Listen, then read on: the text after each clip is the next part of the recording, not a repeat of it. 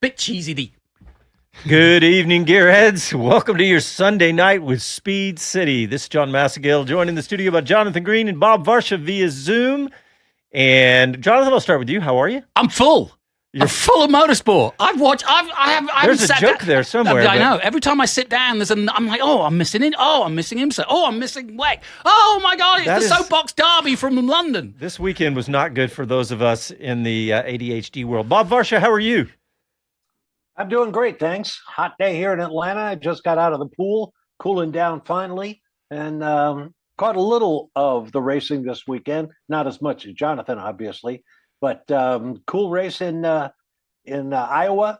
Yeah, both of them. Well, both of them were good. Yeah, going on. Yeah. There was a lot. Yes. Mm-hmm. Well, good. And there's a lot going on in the racing world, given the bombshell from Wednesday. Wow. Yes. Yes, indeed. We're going to talk all about the Christian Horner bombshell because that obviously has dominated the Formula One, well, and all of motorsports, at least for a few days there. It's like throwing all the cards up in the air, isn't it? Yes. But if you're on YouTube watching right now, you've probably noticed we have a guest in the studio. We want to welcome to the show Cooper Shipman, who is currently leading the F4 U.S. Championship. Cooper, welcome to Speed City. Thanks for having me. I'm excited to talk all things motorsport with you guys tonight. Well, I'm glad you drove all the way over here to make it here. Oof. And even better than that, we could have dragged him out of the classroom. We are literally looking at his alma mater in terms of his high school, because we're literally opposite Westlake High School as we speak. And he was, he isn't a graduate yet. He's having to do online work because he hasn't got time. Yep. It's, it just comes with being a racing driver. You got to take some sacrifices, get away from your comfort zone a little bit. But, y'all are right down the street from me, so it was easy coming over here. Yeah, but hang on a minute. When you're doing it from home, it's much harder to go, hey, you want to go to the prom? I'm coming back from Mid-Ohio after racing. It's a lot harder to do that. I agree. I wish I was better at doing that from home. But yeah, don't worry. I never got any good at it. You've got game. I can feel it. Yeah, I appreciate that. Hey, Cooper, I'm reading this headline on Racer.com. It says, Shipman sweeps F4 US at Mid-Ohio. How good does that feel to see that headline? It feels pretty good because the whole season I've been second so many times, second and third, and I always feel like I've had the speed to win. So to finally put a weekend together where we topped pretty much every single official session, it felt really good to finally show that our hard work was paying off and that we were headed in the right direction. And you went from third to now leading the championship?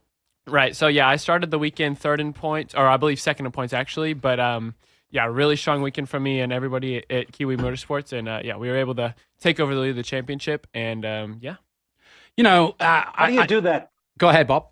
Cooper, Bob here. How do you do that with your team in a series that is so heavily regulated? How do you suddenly find this kind of improvement? Is it you, the driver? Is it the car? Where does it come from?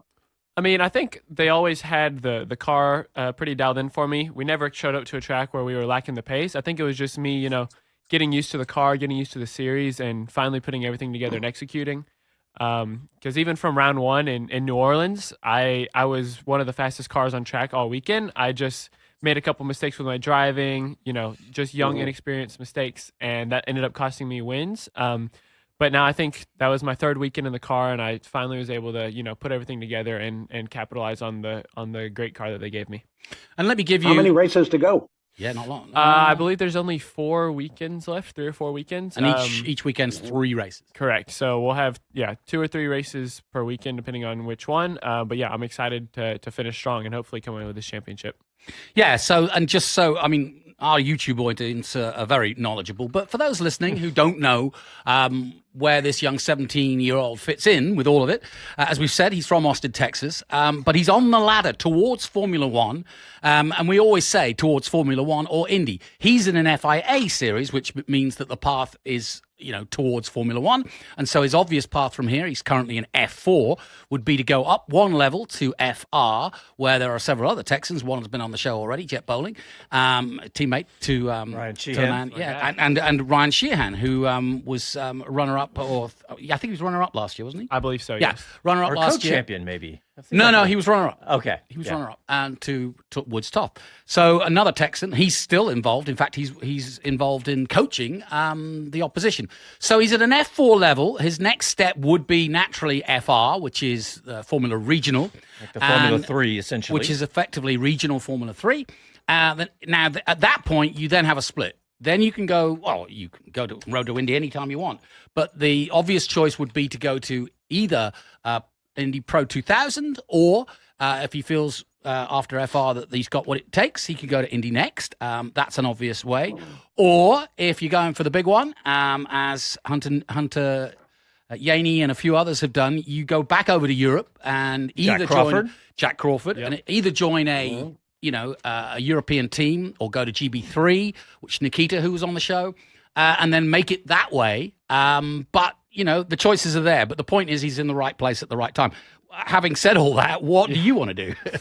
So I think, honestly, I'd be happy to drive anything I get an opportunity for. But I think the main goal for now would be to get to IndyCar. So I think, obviously, probably doing that Formula Regional Championship next year, hopefully placing well in that, and then making the leap over to the Indy ladder, depending on how confident I said, like you said, either Indy Pro or Indy Next. It's interesting, the more I talk to these youngsters about the future, the more headstrong they are about not having this dreamy McDreamy view of getting to Formula One, which, let's face it, is a dream for all of us. We don't all have to be earning what Hamilton's earning and be in that 20 drivers. But the reality is such that actually Indy is gaining a lot of American and worldwide talent, ex-Formula One talent, as you've seen, because of the fact that it is more of a reality, if you like it. It's more attainable than Formula One. And unless you do an Alex Rossi or a Connor Daly or currently Jack Crawford and literally give up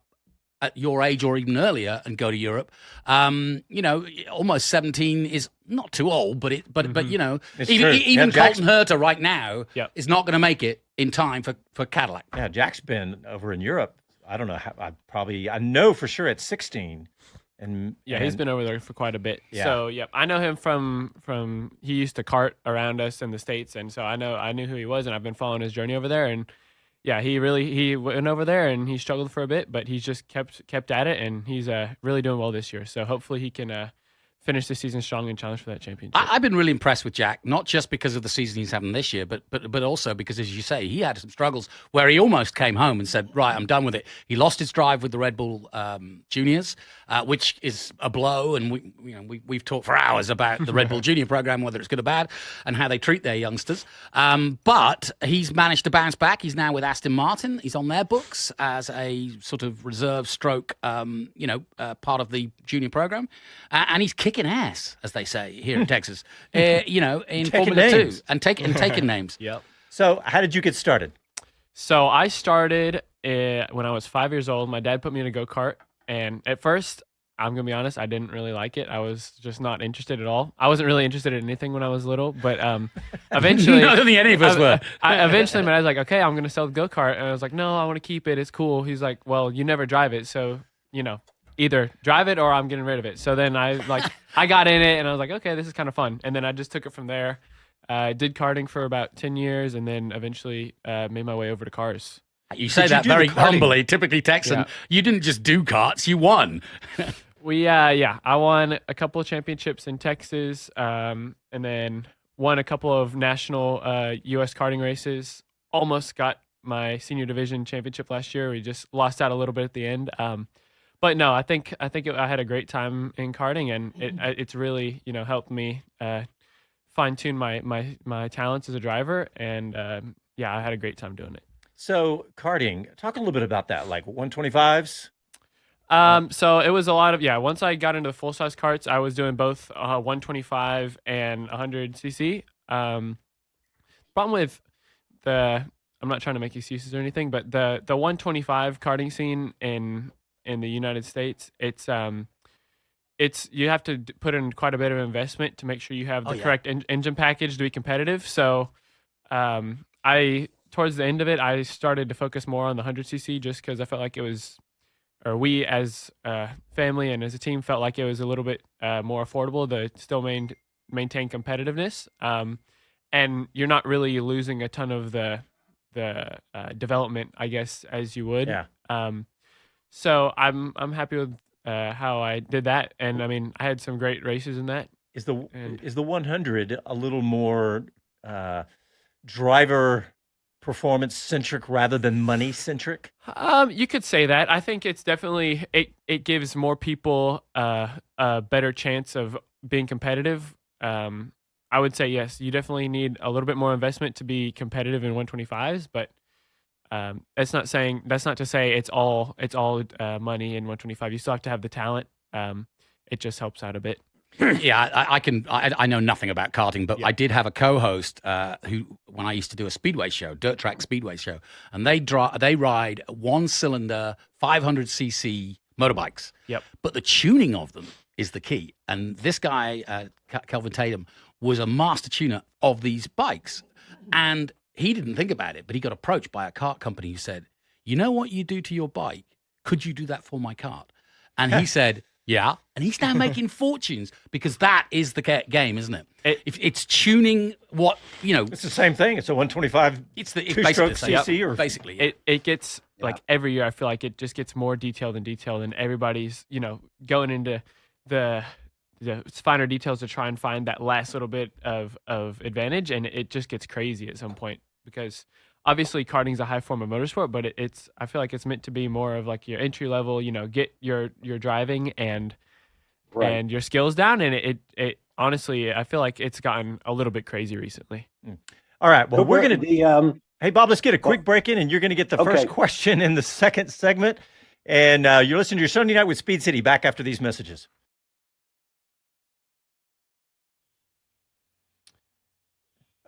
All right, Bob, I'm watching the chat for you, by the way.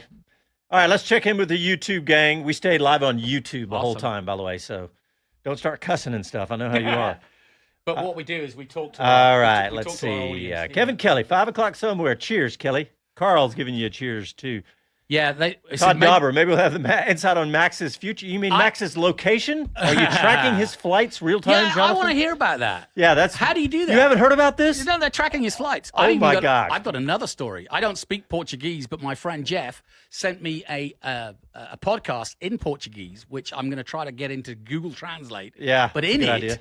Piquet Jr. tells the story of how Max has already signed. Oh wow! Really? Todd Dauber also says, sad that no one attended Iowa. Yeah, I think I read where they sold 6,000 tickets. Yeah, it's just not. Empty. I mean, bar Joseph Newgarden, who clearly loves it. Yep. It's just not.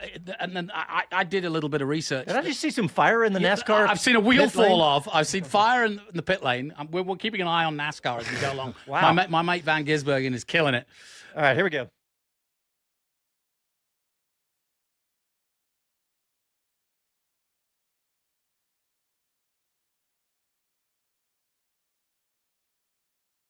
Hello to everyone, this is Gunther Steiner, this is Speed City. Welcome back to the fastest hour in radio, Speed City. Thanks, Gunther, and if you're listening, we appreciate it. We'll have the swear words later. Hey, we got lots to talk about. We got IndyCar to talk about. We'll probably talk a little bit of NASCAR since it's on right now. We'll talk a little bit of IMSA and FIAWC. The WEC Championship was just finishing up. All of that was happening today. And, of course, Lone Star Le Mans coming here to Austin. We're going to be really involved in that, really, really excited for that. And our guest tonight, Cooper Shipman.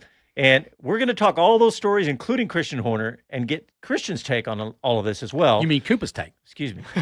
Cooper's take on Christian. And Christian's take. And we will get Christian's take because we have an interview with Christian Horner. But first, Bob Varsha. But first, Bob. Bob, you had a question for Cooper. Right. Cooper, you've made the jump now from karts to full-size cars. A number of drivers over the years, great drivers, in fact, were dealing with the idea of staying in karting too long. I'm thinking of Scott Pruitt. Jack Roush said Scott Pruitt stayed in karts way too long, won a bazillion championships, and then got into big cars. And my own son raced, and when I was chatting with Brian Herta years ago, he said, as soon as you think he's learned everything he needs to learn, get him out of karts and get him into full-size cars. How do you feel about where you are? Have you made the transition at the right time? I think it's hard to tell now. I think it definitely could have helped me to maybe get in a car a year or two earlier, but I think I was still learning quite a bit in karts the last couple of years I did it. Maybe there's a couple of years where maybe you do both at the same time if you can afford it. But yeah, I think it's definitely important to get in a car as soon as you feel like you're ready for it, just so you can, feel how to control a car that's, so many times heavier. I think the weight for me is the big difference. You're having to balance, your weight transfer across the entire car. And I feel like the sooner you can get in a car to feel that, the easier it's going to be for you to be competitive once you're old enough to race, because in a go-kart, that's the one piece I feel like that's just lacking a little bit from preparing you to race with the big boys. So I think there's definitely a limit. Like, I wouldn't be throwing my 11-year-old into a race car per se, but I think earlier, as soon as you feel comfortable that they're not going to be erratic or unsafe, I feel like the sooner the better to get them in a car. Yeah, because you can be overloaded, can't you? For sure. You're suddenly dealing with data, you're dealing with downforce, and if you're not ready for that transition, it can come at you. And also a responsibility of working with an engineer, looking at data, and also being therefore responsible to lead that team. It always fascinates me that guys your age can do that, but it shows you the confidence you need for your sport. Yep, it's you definitely need to have a certain level of maturity. I feel like, especially to work or to race. There's just, like you said, so much more responsibility. You gotta be able to give your team accurate feedback, because instead of going from you have 7 practice sessions a day, you have 2 sessions, and to make your car as good as possible, and then boom, you're into qualifying. So you have to be really focused and dialed in on what your car is doing, what you need from it, and then focusing obviously on your driving and being concise and efficient with making your corrections and being as good as you can, because you get a lot less time to mess around in the big cars. Yeah, and that's got to be hard, because you've got guys like Roberto Moreno in your team, who's ex-Formula One. David Brabham's now managing Jet Bowling. These guys aren't fools at all. No. And so they're asking for your feedback, and you got to come to the table. Is that a hard thing to learn, the data? I think it can be. I think for me, I already had a little bit of practice in karting with data and kind of just getting an intro to how that works and analyzing it myself, so I can kind of see what I'm looking at with the engineer. But it's definitely a skill that I think drivers they need to work on more sometimes, because you can be as fast as you are as a driver. You can drive it perfect, but if you can't get the car to do what you want, you're not going to be fast. So there you go. All right, Cooper, I want to get your take on some series that we were just talking about. And I want to start with the World Endurance Championship. We've got the Lone Star Le Mans, like we talked about, coming in September.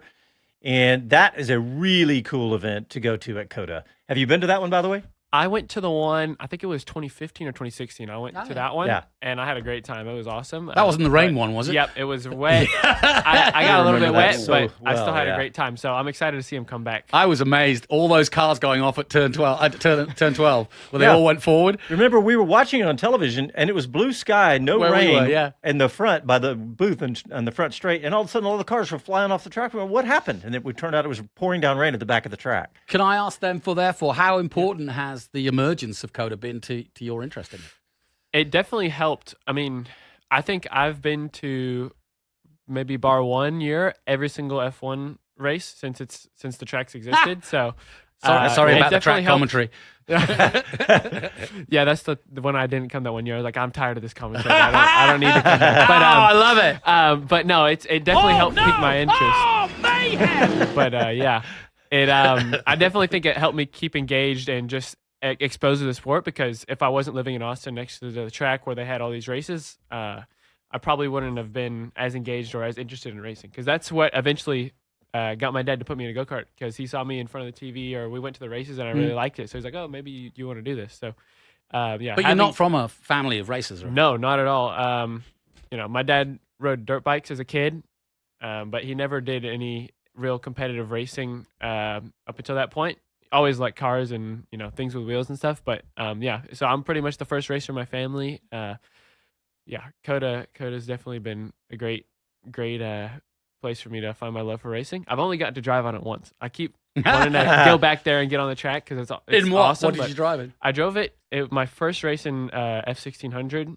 I was so out of out of my element, but I had a great time on the track. So hopefully I can get back on it soon. He did his. Yeah, I learning- did Skip Barber. Basically the same thing. It was a Formula Ford way back in the day. Yeah. Before Still, you were hey, a born. racing car's a racing I car. say Yeah. Formula Ford, and everybody looks like, what's that? So Yeah. I just have to say 1600. Bob, jump in. We'll chat all night. Oh yeah, Cooper, how are you set up on the administrative side? Who's your manager, your backing? Where are you as far as that goes as you try to fill out your role as a professional racer?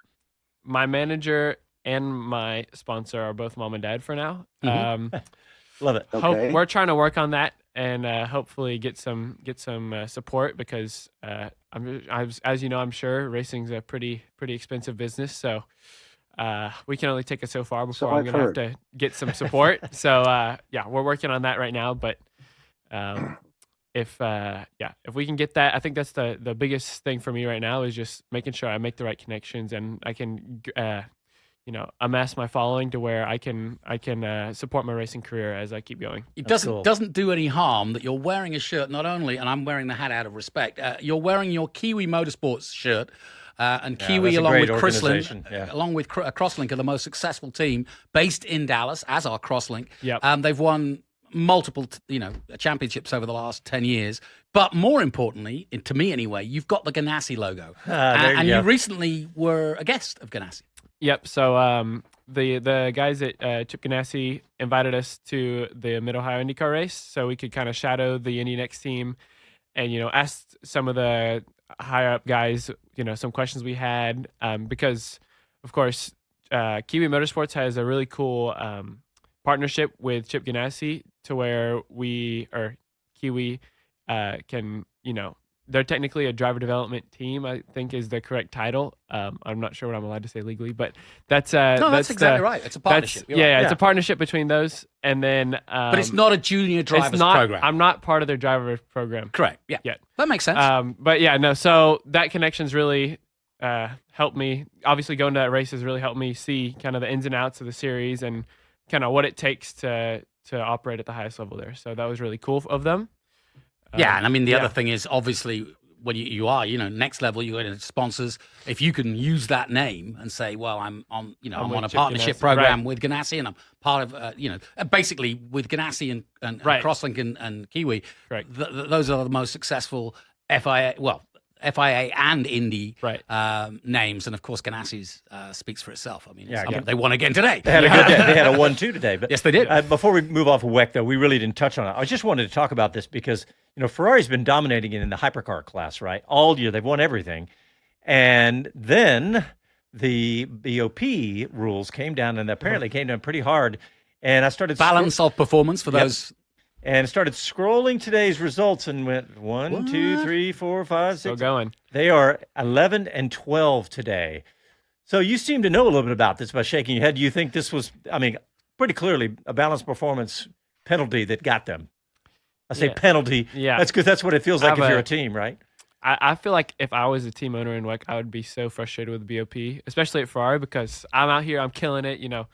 We're winning everything, like you said, and then, I feel like I don't know if it's. Obviously, I get the reason for BOP, but it seems like it kind of stifles your progress, and every time you feel like you're going, it's like, I know it almost annoys me like DRS annoys me, but A little I bit. get it more so. I I understand get why it they more have so it. than DRS. I just don't completely. like it. Yeah. I don't like it. I did touring cars for a long time, or world touring cars, and at Macau, and that balance of performance, as you say, it eats you. And I was talking to some of the drivers. They put 10 pounds on the car. It's like having or 100 pounds. It's like having a passenger. But Bob, to me, this is one of the direct results of why there's so many manufacturers in WEC right now. It's so successful. Don't you agree?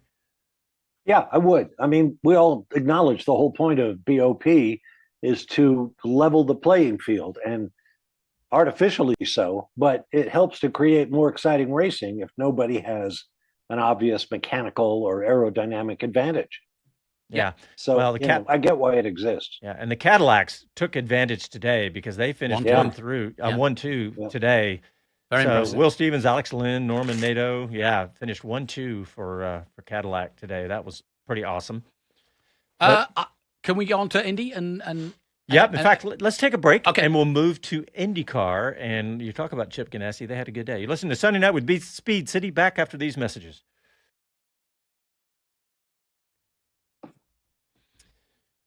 All right, YouTubers. Let's see what you got going on. Let's see. Oh, Kevin says best open pits ever, Le Mans at Coda. It's true. That's what true. I mean, you can go to Leinster Le Mans and have a blast there and get close to the cars. Let's see. If you haven't been to that event, it's a great experience for even those that have never been to a motor race. In fact, it's a great intro to motor racing because it is really fast. The cars are really sexy. There's hours of fun, i.e., it's a 6-hour event, so you can wander off and wander back and do a bit of karting or go on the Ferris wheel or whatever. Kevin Kelly, BOP is like grade school prizes for every first grader. I don't know. Yeah, I get it. I know, KK. It's true. Bill Ricker says, indeed, maybe Max and Lando can both go over to WEC and Le Mans. I guarantee you, Max is already Yep. He's already making plans for sure. He'll be there. Hey, honestly, have you seen the F1 movie? I haven't yet. Okay. I need to. Well, I won't ask you about it. All right, coming back.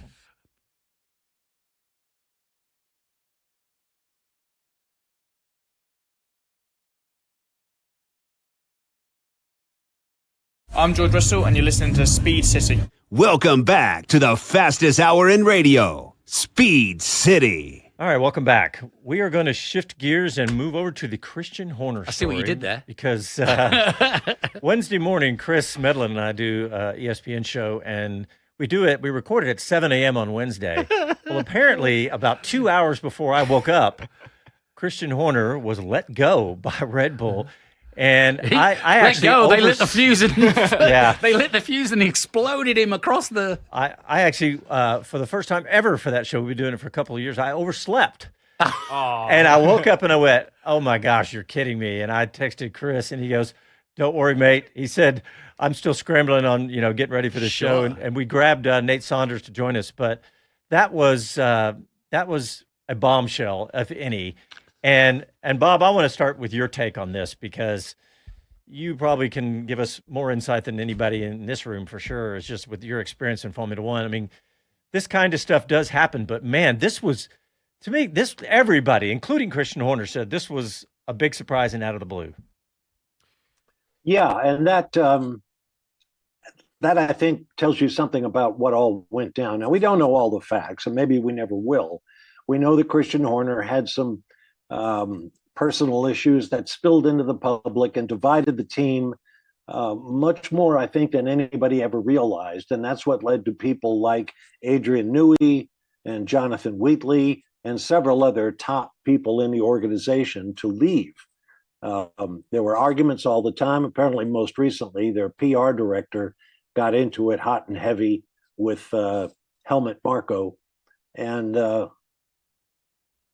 I think it just became too much for the entire team. Now, there's a lot of rumors out there, obviously, that it was a demand from the Verstappen family to get rid of Christian Horner. So it's a little hard to understand why, having accomplished that, Max might go and sign a deal with another team. And there's rumors out there that he's done exactly that. So, we're going to have to wait till this whole thing shakes out. But I think it's just, as you said, it was a bombshell, but not the first one in this long battle between the two sides of the garage and the two countries that own the Red Bull brand and all of its expenditures, and that has produced all this terrific racing success. Nothing tears up a team like being successful, I guess. It seems to be the truth, doesn't it? In any sport. And there's a lot of jealousy involved as well, I think. You can't deny what Christian has done. What he did with that team over 20 years. You just can't deny it. Now, what the actual cause of this dismissal remains to be seen. We'll have to wait till it all shakes out. And I think there will be a lot of talk. And keep in mind, he may land somewhere else, Christian might.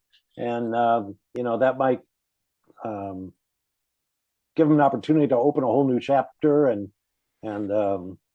prove to everybody how valuable he was to that Red Bull team. Too early to speculate where he might end up? Now, it's never too early to speculate. If Flavio's running Alpine, anything's possible. That's right. Yeah, I mean, Alpine's revolving door might do it. So it kind of depends on what, Christian wants to do. Does he want to stay in? We all thought Adrian Newey was leaving for good, and then he winds up at Aston Martin. Yeah. But Christian, just like the canny operator he's always been, is keeping his cards close to his chest, and hasn't really said what the next thing might be for him now that he's free to do whatever he wants. Jonathan, on your take, buddy. Yeah, I think I agree with Bob. Obviously, we all saw what happened, and the timing was a surprise, because you kind of presume that given the tumult that has been around the team, from driver points of view all the way to Lawson and all the criticism back to the sexting issues that they had. Year, which actually brought to the front the actual divides within the team, which is, as Bob says, the Verstappens and the Austrians, effectively, under Massachusetts. And when he died, I think that's when the real tectonic plates pulled apart. In 2023? And since then, I think, the Thai side of it has backed Horner, and the Austrians have wanted to get rid of Horner.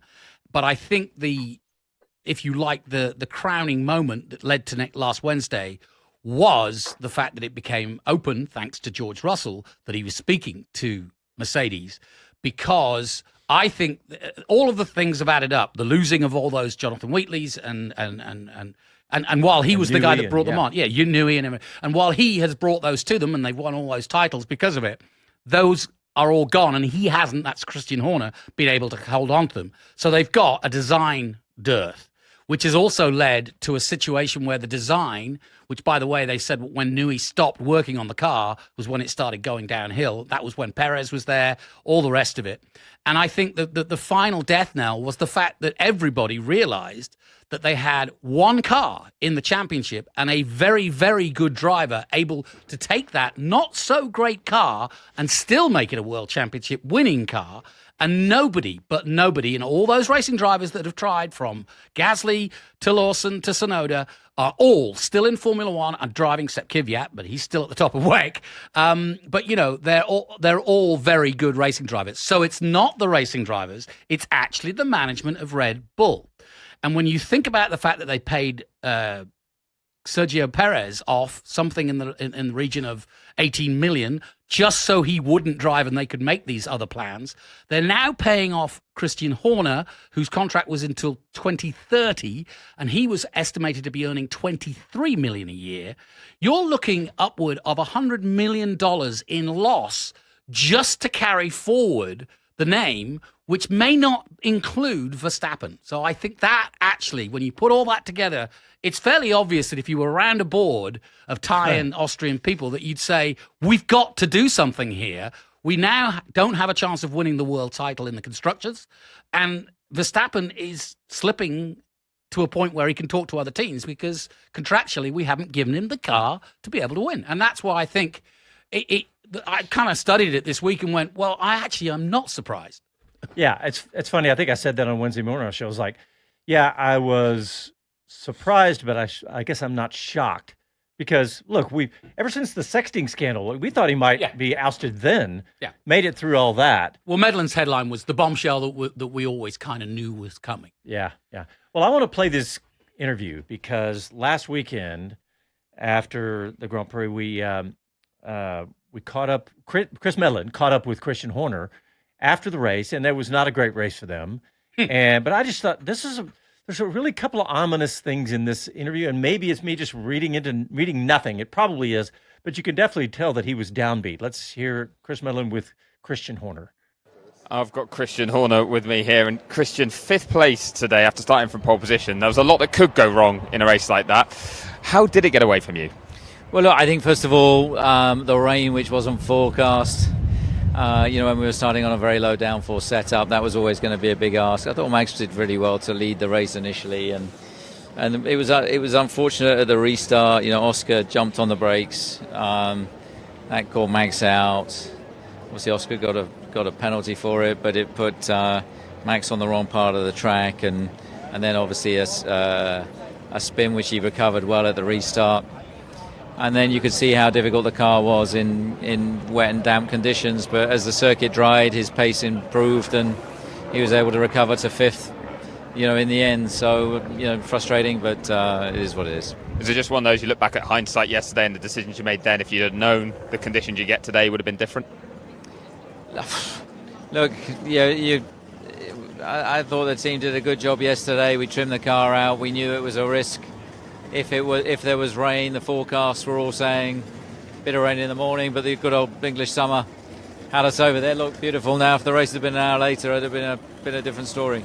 And what about Yuki? Was he on the same setup? Because he looked like he struggled again. Yeah, same setup, same issue. But one of those things. But well done to Nico Hulkenberg on a podium. So pleased for him. And just finally, what do you guys take away from these two races? You brought some new parts. They looked like they were showing fruition yesterday. Yeah, no, absolutely. I mean, we got a pole position here yesterday. Today's race hasn't worked out for the reasons we just discussed. But we'll keep swinging. Looking forward to some time away from the paddock and all the questions. Yeah, that'd be good. All right, thank you. How prophetic. Yeah, that was time away, Christian. That could have been the last interview he ever did. Yeah, that was, that's really amazing, honestly. Got to ask Cooper, who's your go-to in either Formula One or, when I say go-to, but who do you follow and admire and look up to? So in F1, it was always Seb Vettel, because when I started watching, he was the guy that was winning, so naturally I liked him. And then after he's been gone, I would say my number one guy would be Charles Leclerc, but obviously my support hasn't done him any favors. He's been struggling quite a bit recently. Hopefully he can turn that around. But yeah, I'd say for F1, he's the main guy for now. And should Max stay? I don't know, man. It's difficult because the car doesn't seem like it's going in the right direction. I just worry. Obviously, at Red Bull, it feels like he has control over everything that's going. He could be the boss of the car direction and everything. And I just wonder if other teams, seeing what has happened to Red Bull over the last 3 years, with him being the only person in that car that can consistently drive at the front, if they're going to give him the same keys to the castle and let him have his say at, say, a Mercedes or a Ferrari or somewhere else. So I think at some point, though, you just got to bite the bullet and leave, because as great of a driver as Max is, he can only do so much if his car is limiting him. So, you know what? That was the point I was going to make, which is I am convinced, and I've kind of been saying this, which is the smart guys and Lewis Hamilton. Let's look at that decision all those years ago. Vettel to a certain extent as well. You ride the wave of the best car coming, and the best car coming is not Red Bull for next season. And it makes more than likely. Yes. Everybody's saying the Mercedes power unit. But we obviously we don't know that. Nobody's got a crystal ball. But everybody's saying that the Mercedes engine, and even Newey admitted that having that powertrain will be the 26th season will be about the powertrain. And if that's the case, then a partnership with Ford and Red Bull may not be the answer. A partnership with Ferrari may not be the answer, as we're seeing with their form. And so therefore, you've got to think that the only sensible thing to get on the dance floor is to ask Max to dance, and that's what Toto has done. And he has a choice, does Toto, of putting the two nemesis together, i.e. Max and Russell, because I think that's a more likely combination. I don't know. And putting Antonelli in another team like Alpine. Have you seen the way, Christian? I mean, Toto Wolff puts his arm around Antonelli and coddles him, but why not put him in an Alpine team for a year like they did with Russell? They gave him to Williams for a year. Anything is possible at this point. Bob, did you hear the rumors about Max Verstappen's airplane and Toto Wolff's airplane and yachts being tracked? Did you hear this rumor? Yeah. Oh, yeah. Yeah, I've followed all that. So tell me, I don't know this. I'm an aviation buff, and a friend of mine is as well. Yeah, there are apps you can use to follow it. Recall when Elon Musk got upset because somebody out there in the among us commoners was tracking the flights of his private jet, and he threatened a lawsuit if the kid didn't stop. Right. That's right. Yeah. So, that's out there. So who went where then? Well, so there's a few reports, and obviously these are just I didn't track them. There's like FlightAware and all these things, but there's one Twitter account called Verstappen's Jet. I think it's called. Yeah. Verstappen jet. Boy, yeah, that's subtle. That's way to Gosh, make what it could that be stealthy. about? and it's funny. Like Chris told us one time, he said, Max doesn't. He's not flagrant and flaunting all his wealth and everything, but he does have his own jet, right? So why not? But that jet publishes the location of Verstappen's Falcon 8X private jet every time it takes off and lands. And the automated account published that Verstappen landed in Sardinia after taking off from Nice. And then a report from Planet F1 added tracking information of yachts owned by Wolff and Verstappen and suggested that both were sighted off the coast of Sardinia. So yeah, I mean, look, these things are public information, but they're accurate. So this could really be true. Yeah, and it's not like you lend it to your younger brother going, "Hey, man, you want to go to Sardinia?" No, it's going to be Max that's on the boat or on the plane. On the plane, but and you heard another rumor? Well, yes, I did. I heard another rumor that the cat was let out the bag by one Piqué Jr., who does a podcast in Portuguese with, I forgot the other guy's name, anyway. But he sent it to me, but because his wife's Portuguese, and so he understands the language. And in it, he basically let slip that Max was going to Mercedes. And then he spent the rest of the podcast backtracking. But with a name like Piqué, who is in a family that is married to a Verstappen. Yeah, exactly. That adds a little bit of credence to it. Yeah. Hey, Bob, so what do you think about what Jonathan and I were just talking about? Nobody knows, right? Is it going to, if Max goes, I'm already presumptive, right? When he goes, Yeah, exactly. When Max goes to Mercedes, no, if he goes, what do you think it'll be? Do you think it'll be George or Antonelli that has to step aside? That's a great question. I don't want to move that far down the road. I still don't think Max is definitely going to leave Red Bull.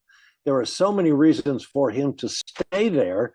As I said earlier, now that he has consolidated his power, if you will. Yeah. He's got a race engineer in Jean-Pierre Lambassi.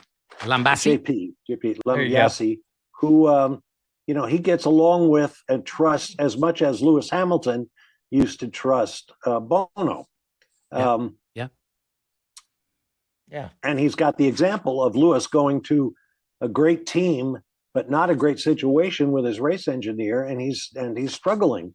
I don't think that Max can guarantee himself the Mercedes will be the car they have next year. They've had a great engine for the past 4 years when the championship was always won by Max Verstappen in the Red Bull. So yeah, good point.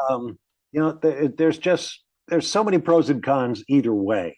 The fact that they want to buddy up with their super yachts off the coast of Sardinia, that may be indicative that they're trying to come to an agreement. But if they do, it's going to be, huge money. And that tends to upset the apple cart, no matter whether it's Kimi or George who stays. They're going to want that kind of money. Yeah, maybe they're just it's just you're creating problems for yourself, I think.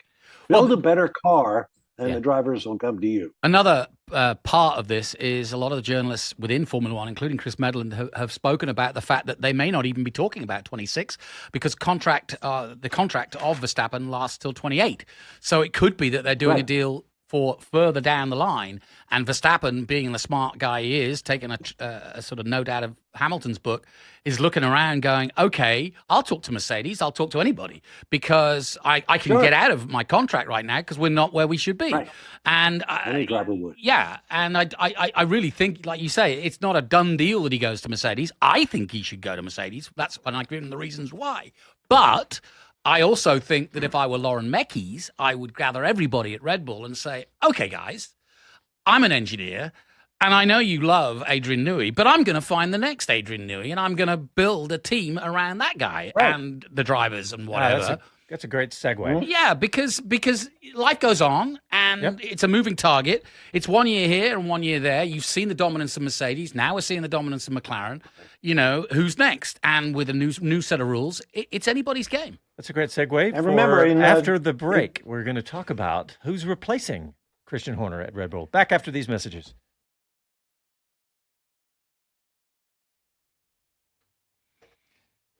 Man, I had a good time this morning. I got up early and went to a car show, July's Supercars at Sunrise out at the Oasis. He's got a nice car. And I looked at it in the car park and went, that's the kind of thing a 17-year-old would have. What do you got? It's a Civic. I have a Golf GTI. Golf GTI. Oh, is it When I grew manual? up, It is, yes. Oh, very, very when nice. I grew up, that was the car. Yep. That and the Civic were the two sort of what I call boy races. We call them boy races. Well, when my dad was little, he wanted a Golf as well. But he didn't end up getting one. So when we found this one, he's like, "Oh, you got to get it." It's a great So car. I was like, It's a great car, Oh, especially yeah. if you I love stick it. shift. No, I love it. Yeah. That is a very cool car. It's pretty cool. This event was, it was packed full of supercars. I saw a Ferrari 812, a 05 generation Ford GT. Oh, wow. Immaculate. That was SW. Yeah. You remember SW? Yes, for I Elite do. Our Motorsports? first sponsor. Yeah. First generation. Yeah. I say first of the modern. All right, let's check on YouTube real quick before we run out of time. We run out of time, guys.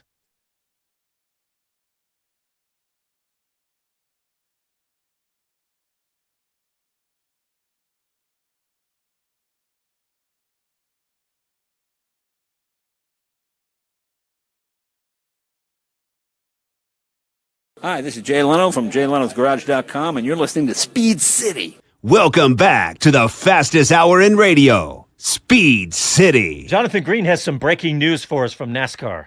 Yes, I do. My friend, and he's now my best friend.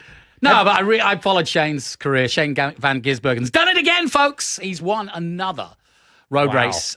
He's not won an oval yet, but by gosh, he's won in Chicago, he won in Mexico, and he's now won at Sonoma. He also had a hell of a ding-dong battle with his own teammate, Connor Zillage, in the Xfinity yesterday, where he got a second. So if you ever question that the Aussies and the Kiwis can come and race NASCAR, that debate is over, because the Gizzer has arrived, and it's really interesting. I learned a lot this weekend. He's actually stopped talking on the radio as much because he doesn't want the other teams learning how he does it. Also, the camera that was on his car looking at his feet at Chicago, because he heels and toes like a lot of single-seater guys do. The toe box camera. But they don't do that in NASCAR. And what they were saying is that he has better tire management of the rear wheels because he's using engine braking and isn't braking as heavily as some of the other guys, and therefore changing the bias so that to manage the tires so that they can last longer. So he has brought in, it's a revolution in many ways, because they're all going, well, how's he doing this? I mean, yesterday I watched him in this Xfinity chase his teammate Connor Zillage, and they said he can't do this. He's too close. He's going to overheat the car, but he just stuck to the guy's tail for the whole race. Brilliant. That's pretty awesome. Do you watch it? Do you watch him? It's awesome to watch him race, and especially on those road courses, like you said. It's anytime he goes out there, it's awesome to watch. He just goes through everybody, and it looks like he's a class above the field most of the time. I will say it seems like the only guy that can give him a challenge right now is Connor Zillage in Xfinity Series. So yeah, he's pretty good. I've watched him. He was on the karting circuit kind of a year or two ahead of me. He's a world champion, wasn't he? Yep, he won the World Championships, I believe, and raced a ton in the States. Super nice kid, and it's great to see them both. You guys are almost the same age. I've known Connor for a few years now because he did Trans Am before he went to NASCAR. So. Hey, I want to get to Laurent Mekies. I asked that question before the break, but I know us. If we don't talk about IndyCar right now, we're not going to get to it. Nope. And you and I had the exact same experience on yesterday's race, Jonathan, because they had a doubleheader this weekend in Iowa. What's screaming, go Connor? We're both rooting for Connor daily.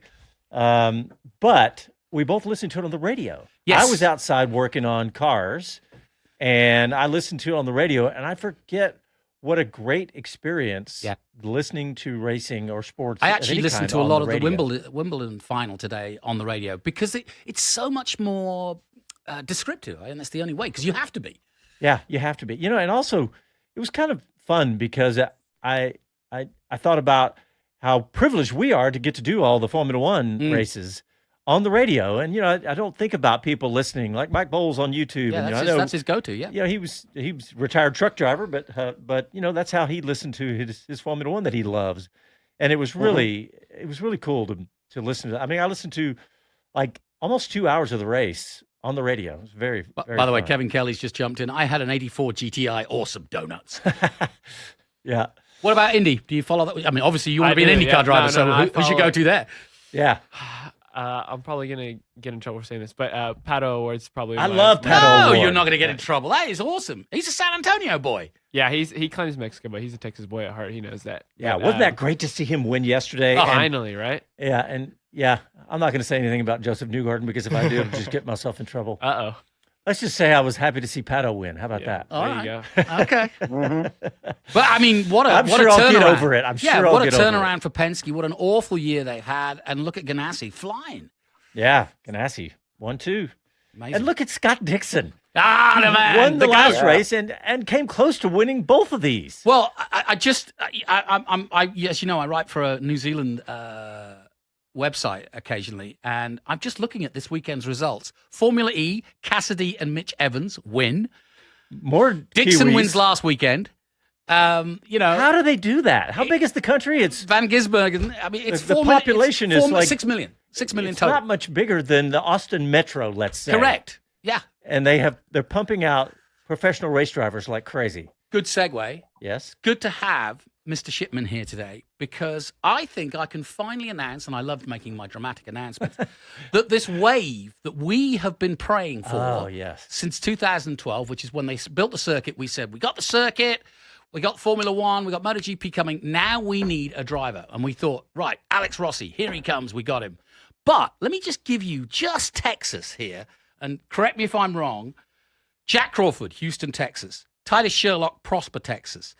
Jet Bowling, Dallas, Texas. Brady Golin, Austin, Texas. Jack Jeffers, San Antonio. Jack Pollock, San Antonio. And this man here, Cooper Shipman, Austin, Texas. All racing in single-seaters on their way to either Indy or Formula One. Yeah. Right now. Right now. And Jack Max literally. Esterson, New York City. Correct. Ah, there you go. Well, that was, by the way, that was just Texans. Yeah. And Yeah. Jack really is on the precipice. I mean, he's He's right there. If he keeps doing, he's second in the F2 championship. Antonelli was 8th. Yeah, yeah, He beat Antonelli yeah. last year. And look, if you were to win the F2 championship, and with Cadillac right now looking for drivers, that would just be an amazing. That would be incredible. But I know Cadillac's looking for experienced drivers right now. I think they should put him on their roster, though. He could be a reserve driver. exactly. Yeah. Yeah. All right, Bob Varsha, I want to ask you, Laurent Mekies. Shoot. What do you know about him, and do you think that this is a smart move by Red Bull? Yeah, I think it is. I mean, he knows the system. He knows everybody. He's got an incredible resume, which includes about a decade working with the FIA. He was in Formula One before that, and then after that, he's moved around, knows everybody in the pit lane. What his agenda might be in, trying to bring Red Bull out of the, I want to say out of the doldrums, but, Red Bull is in the doldrums that 4 or 5 other teams in the pit lane would love to be in. But he talks a good game, heavily accented, but that doesn't matter. I'll be interested to see what he can do. He accepted the position, so he obviously feels like he can do it. And I think he can. I mean, look what Racing Bulls has done this year once McKees took over from Franz Tost. Yeah, Jonathan, you mentioned we just got a couple minutes left, but you mentioned he's an engineer. That's his background. That's what I find interesting is that exactly. the big drought at Red Bull. Let's face it, forget all the personalities, for all the scandal, all the rest of it. What's gone wrong? And what's gone wrong is they've built a car around one guy. And that actually is, like I said earlier, the reason why I think that's why Red Bull finally said, enough is enough. We've got to change direction here. Because they put themselves in a situation. I mean, Ferrari, let's not forget, did it purposely for many years and kind of still do. They don't anymore now under Varsha. There's 2 guys going racing for the championship. Same with McLaren. But, Bob will back me up. Back to the days of Eddie Irvine and Barrichello and Massa, there was only one guy that was supposed to win the championship, and that was Schumacher. It wasn't the other guys I just mentioned, and they never did. I mean, Barrichello might argue that a couple of times, but certainly Massa will, 2008. But my point is... He actually did. He did, yeah. But the point is, and he's suing, but he's still going. He drove that car this weekend at Goodwood. Oh, that's right. We hadn't even talked about Goodwood. Go, Bob. You put the story in. Tell a story. Well, they have all these former champions and great cars. Okay, Felipe Massa was there to drive the 2008 Ferrari, with which he won a bunch of races, and he got up and said, "Yep, this was the last championship for Ferrari and for me." Love it. All right, we Because want to he's thank our suing. guest, Cooper Shipman. Quick, give me your social. Write that name down. He's, no telling where he's going to be in a couple of years. Awesome. Yeah, you can follow me on Instagram at Cooper Shipman Racing. You can check out my website, coopershipman.com, to figure out a little bit more about me. And you can catch me in 2 weeks' time at New Jersey Motorsports Park racing in F4 on the Speed Tour TV YouTube channel. Nice. And yeah, but no, it was great here talking with you guys, and I'd be happy to come back anytime. Nice Best job. of luck. We'll get you on. All right, thanks, everybody. Go to our website, speedcitybroadcast.com, and we'll talk to you next Sunday night. Happy trail.